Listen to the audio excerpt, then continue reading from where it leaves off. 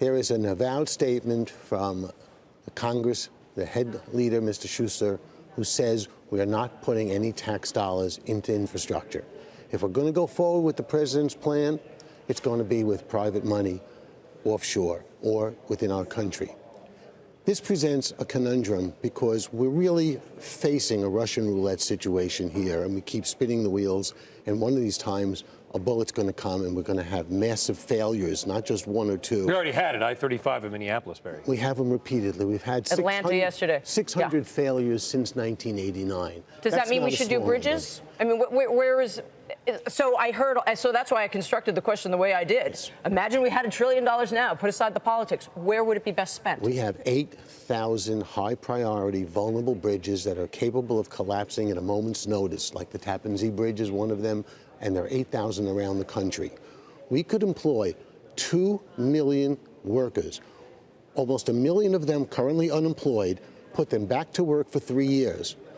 Ancillary projects such as steel manufacturers, delivery trucks, concrete, all of that would go to work to replace these 8,000 highly vulnerable bridges.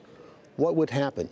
Immediately of that $1 trillion, almost a third of it would come back to federal and state taxes when we pay the employees. So it's not really $1 trillion. We're now down to $660 billion.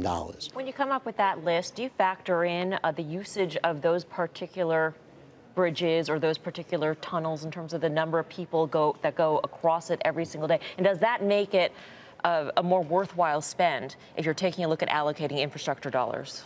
Many of these bridges handle 50, 75,000 and 100,000 plus travelers per day. Not all of those 8,000, but many of them.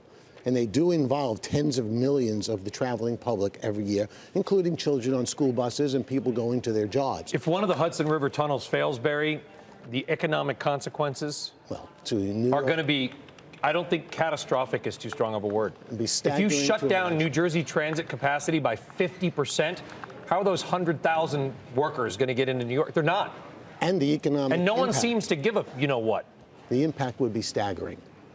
So what we need to do is take that money, invest it, and what it does is it creates a deficit-neutral process, because the income that those workers would make would go to pay their communities for schools, children's clothing, for new cars or used cars that they haven't been able to We all get the replace. multiplying effect for sure, absolutely. And Barry? so we're not going to impact tax dollars doing this.